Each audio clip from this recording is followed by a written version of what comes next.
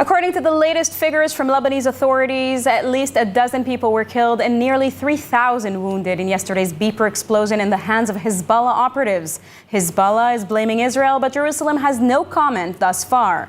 Details are beginning to emerge on how the attack was carried out. More from ILTV's Steve Leibowitz. The numbers are still changing, but according to the latest from Lebanese sources, 9 people were killed and nearly 3,000 injured as a result of yesterday's vast wave of simultaneous beeper explosions in the hands of Hezbollah members. Hezbollah is blaming Israel for the attack, but there has been no confirmation from Jerusalem. Hospitals across Lebanon were overwhelmed by the unprecedented attacks and the severity of the injuries. 200 of the wounded are reported in critical condition. A number of beepers also exploded in Syria, killing 7. The pagers that exploded were apparently acquired by Hezbollah after terror chief Hassan Nasrallah ordered members in February to stop using cell phones, warning that they could be tracked by Israeli intelligence. So, it's somewhat surprising that Hezbollah would rely on pagers, knowing that Israel has a history going back decades of being able to detonate electronic devices. Ironically, there were reports in the media not that long ago that Hezbollah essentially broadcast to the world that they were downgrading from cell phones to pagers in order to prevent Israeli intelligence from tracking people using the GPS capabilities. Experts say the beeper explosions point to a sophisticated, long-planned operation likely carried out by infiltrating the supply line and rigging the pagers with explosives before they were imported to Lebanon.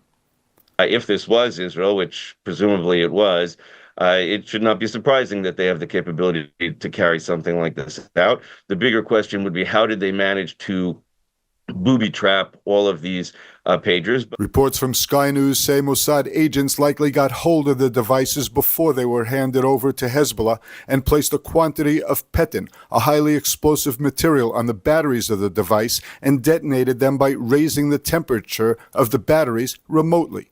The pagers were apparently manufactured in Taiwan. The company Gold Apollo said the pagers were made by a company called BAC, which has a license to use its brand name. 我津阿波罗来讲的话，在过去3年的部分，有跟 BAC 这个公司建立长期的贴牌的一些授权，它区域有代理合作的关系，也有合作协议的关系，所以基本上来讲的话。A day after the attack, Hezbollah has acknowledged significant losses. The question is how the attack will impact the Lebanese terrorists moving forward.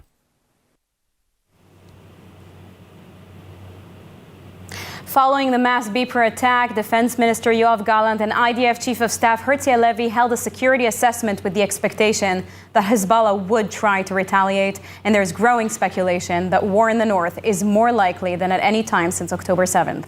More from ILTV's Steve Leibowitz.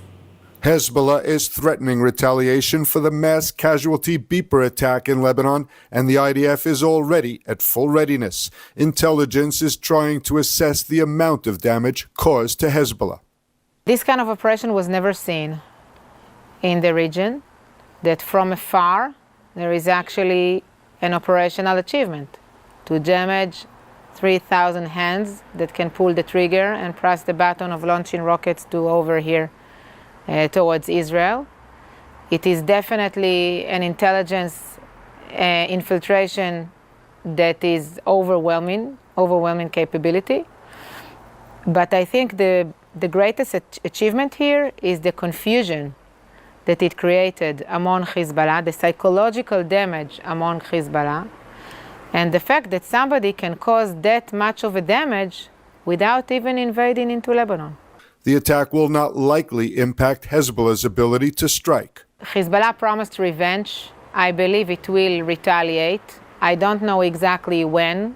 I think they are now discussing of how and when. Senior defense officials say that right now is the closest Israel has been to a full-scale war with Hezbollah since October 7th. Sources say that the long-considered major IDF land operation in Lebanon could be very close indeed. Earlier this week, Defense Minister Gallant told the visiting U.S. envoy that time for a diplomatic solution with Hezbollah is running out. Security officials say that until now, the main reason not to enter into war with Hezbollah was to avoid weakening the IDF efforts to destroy Hezbollah's remaining battalions in Gaza. With the last battalions now defeated in Rafah, the army says it's free to turn its attention to the north. There is an Israeli government decision from yesterday that part of the goals of this war is to bring the 60,000 Israelis that were evacuated at the beginning of the war back home. And in order to do it, what is needed is the disarmament of Hezbollah in South Lebanon. We understand after 11 months of fighting that it's probably not going to happen in a diplomatic arrangement. And here to speak to us about this large-scale attack is Ilan Eviatar, author and former Jerusalem Post and Jerusalem Report editor. Thank you so much for joining. Great to be with you. Thank you. Ilan, in your opinion, assuming it was indeed Israel behind this attack and this has not been confirmed just yet, what might be the strategic goals behind such an attack? Was it mainly to regain deterrence? Well, it might have been to send a message to Hezbollah, look what we're capable of doing. You'd better reach an arrangement with us that makes you under which you'll pull back to the Litani River away from the Israeli border. Otherwise, we'll have to hit you again, and we may have to hit you with an all-out war. Now, do you believe that Hezbollah is deterred following such an attack? Could be deterred? Well, I think that's something we'll have to wait and see. So far, we haven't seen any major response, any major shelling or rocket fire like we have on previous occasions. I don't think Hezbollah wants an all-out war. So again, we may see a situation whereby Hezbollah looks for some kind of response that doesn't take us through to all-out war. But we'll obviously have to wait and see, what the outcome of all this is. What are the possible repercussions of such a large-scale attack on Hezbollah's operations and communication channels? Do you believe this could significantly impact their capabilities?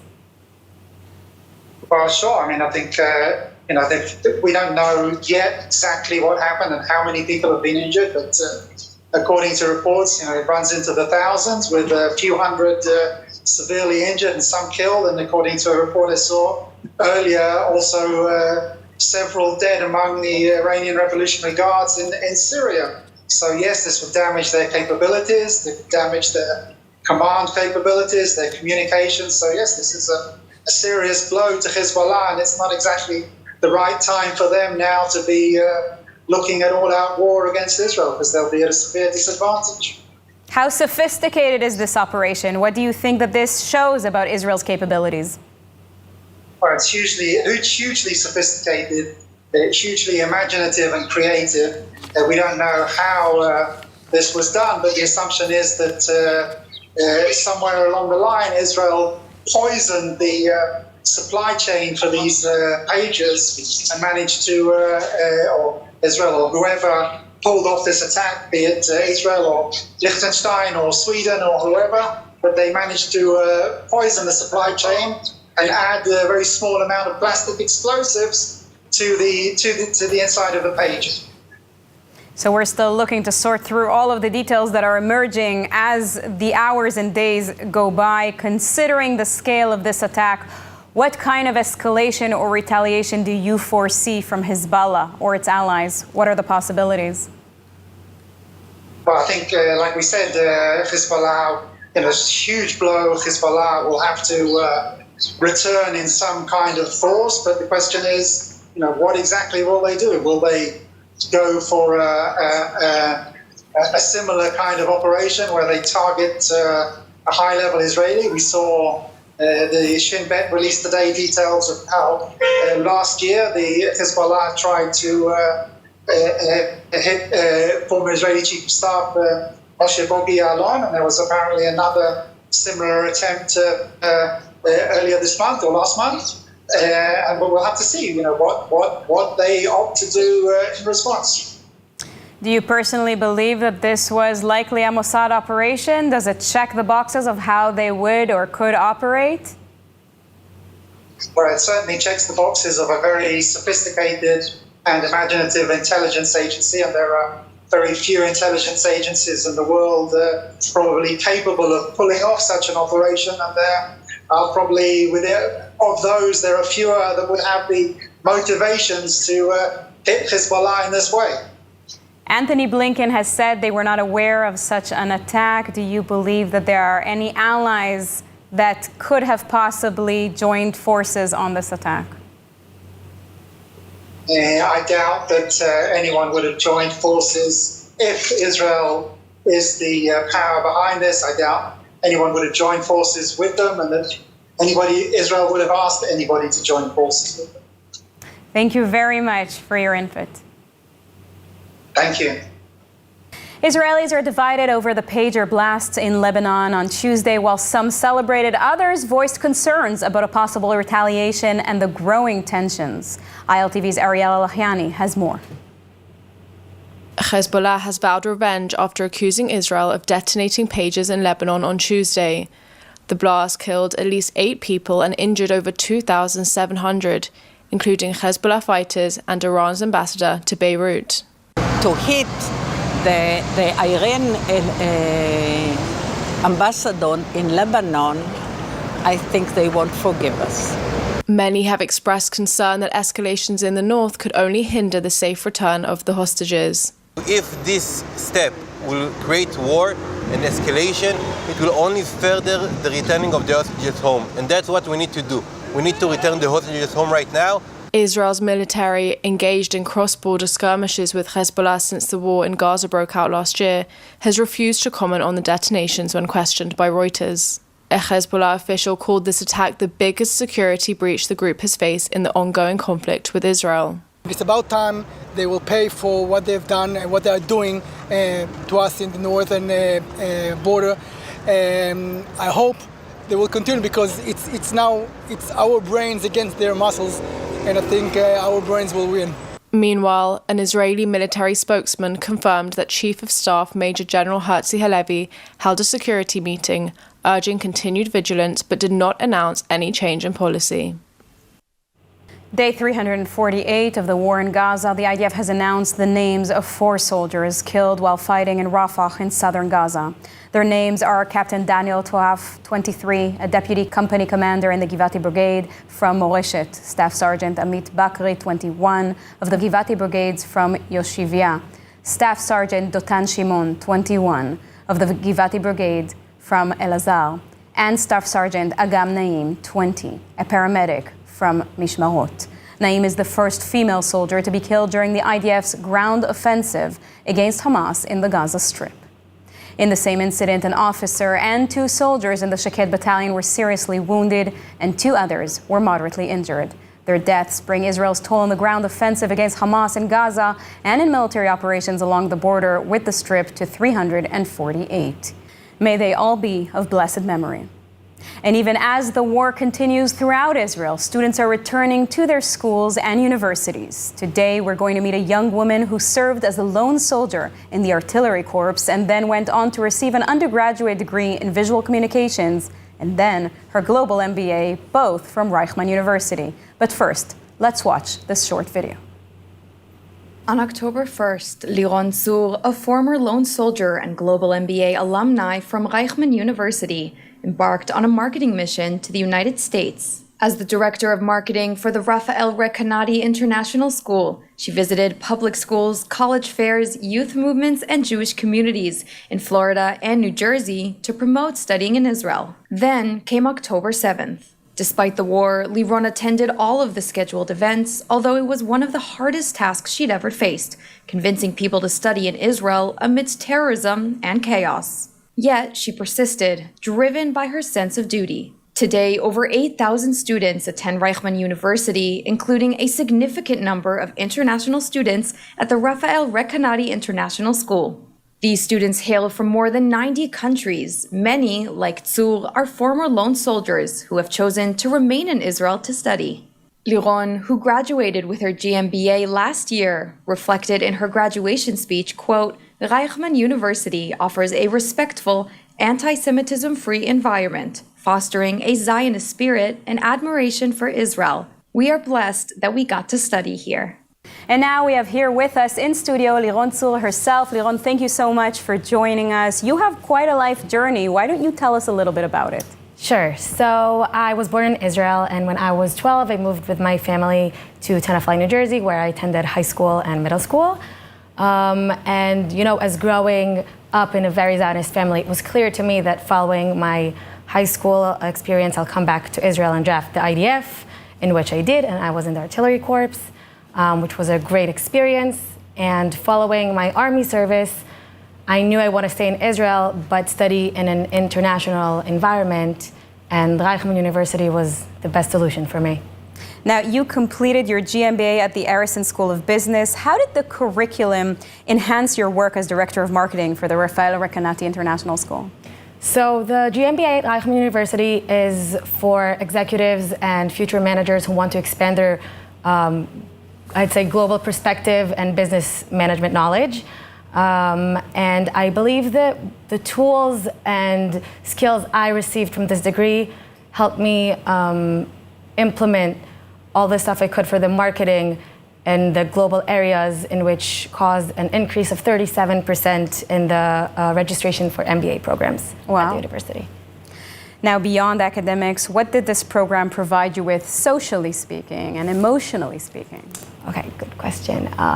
So socially, first of all, we have 2,500 students coming from 90 countries. So obviously, the networking is great. Another great thing about this is that I come from the marketing and events field, and you know, in class we have students coming from a lot of other fields, such as, you know, we have lawyers and analysts and psychologists. So together in class, mentality and discussions are much more interesting. So that's socially. Emotionally, I'd say that we learn a lot about things that Israel is leading at, whether it's, you know, Startup Nation and the water technology and the food tech industry. And it makes us all feel very connected to Israel. No matter where you come from, no matter who you are, you feel connected. And I think that's what it felt like emotionally. I think studying in Israel is always a big decision, especially during a crisis. You know, the past year has been so difficult and challenging. What would you say to those who are hesitant to come? I would say that, first of all, Reichman University is a safe place to study. It's peacefully and respectfully for all people coming. We're feeling, since October 7th, the wave of anti-Semitism, even at some of the the biggest academic institutions. So, first of all, coming here to Reichman University would be a good option. Now, specifically to Israel, I want to remind everyone that Israel is home for 9.5 million people. We have a beautiful country full of amazing people, beautiful places. We have the best parties, delicious food. And I think this crisis, I'm sure that this crisis will make us stronger as a nation. And I really hope more and more people come to Israel. Powerful words, Liron. Thank you very much. And remember that you can scan the QR code on your screen now to learn more about studying at Reichman University. The United Nations General Assembly will vote today on a controversial Palestinian resolution demanding Israel's withdrawal from Gaza, Judea, and Samaria within a year. More from ILTV's editor, Mayan Hoffman. The United Nations General Assembly is set to vote today on a Palestinian resolution demanding that Israel withdraw its forces from Gaza, Judea, and Samaria within a year and evacuate all residents. The resolution also calls for the end of what it describes as Israel's quote-unquote unlawful presence in these areas. This vote comes as Israel's war against Hamas in Gaza nears its first anniversary, with violence escalating in Judea and Samaria. The conflict began following Hamas attacks in southern Israel on October 7th. Israel had completely withdrawn from Gaza in 2005. Yesterday, the United Nations debated the resolution, which is heavily based on an advisory opinion from the International Court of Justice, declaring Israel's control of territories captured in the 1967 Six-Day War to be illegal. Israel and the United States strongly opposed the resolution, with Israeli ambassador to the UN, Danny Danon, labeling it diplomatic terrorism. Danon argued that the Palestinian Authority is using diplomacy not to build bridges, but to dismantle them, and condemned what he called an ongoing obsession with Israel. There has been no condemnation, no resolutions. Instead, we gather here to watch the Palestinians' UN circus. A circus where evil is righteous, war is peace, murder is justified, and terror is applauded. Those who contribute to this circus are not simply bystanders. You are participants, enablers, collaborators. Every vote you cast in support of this circus fuels the violence and emboldens those who reject peace. Jewish blood is not cheap. The days when it could be spilled without consequence are over. And our ILTV's Mayan Hoffman is in Jerusalem today reporting about a new poll that for the first time since the start of the war finds that Gazans are starting to believe attacking Israel on October 7th may have been wrong. A new poll by the Palestinian Center for Policy and Survey Research has revealed that for the first time, the majority of Gazans believe that Hamas's decision to perpetrate an attack against Israel on October 7th was wrong. The poll, taken in the beginning of September, found that 57% of Gazans think that Hamas should not have entered Israel and murdered Israelis. That's opposed to the 39% who still believe that it is justified. Back in June, 57% of Gazan civilians believed that the attack was justified.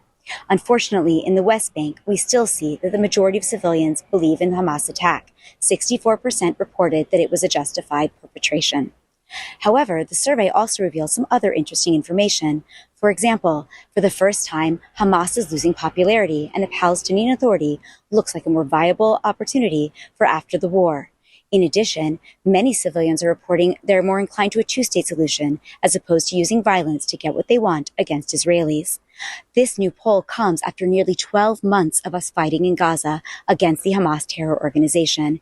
Israel has been forced to kill tens of thousands of Palestinians, the majority of them terrorists, and flatten the Gaza enclave as it continues to look for its hostages and build security on the southern border. And as tensions with Hezbollah appear to be escalating, airlines have yet again halted flights to and from Israel. ILTV's Ariella Lahiani is at Ben Gurion Airport now with more. Yes, thank you, Sivan. So following yesterday's news that thousands of Hezbollah pages began to explode across Lebanon, many concerns have been raised that tensions in the region are escalating. And as a result, many airlines, including Air France and Lufthansa Group, have stated they have cancelled flights to and from Tel Aviv. Now, many airlines in recent weeks finally have resumed flights to and from Israel after a long suspension period amid the ongoing war, such as British Airways and Wizz Air. However, many more airlines, which are expected to resume their flights to and from Israel in October, have stated that they are extending their suspension period, including EasyJet and American Airlines, who have stated they won't be resuming flights to Israel until March or April next year. Thank you, Ariella. Sagot Winery, where passion meets tradition. Nestled in the heart of Binyamin, our vineyards yield exquisite wines crafted with generations of expertise.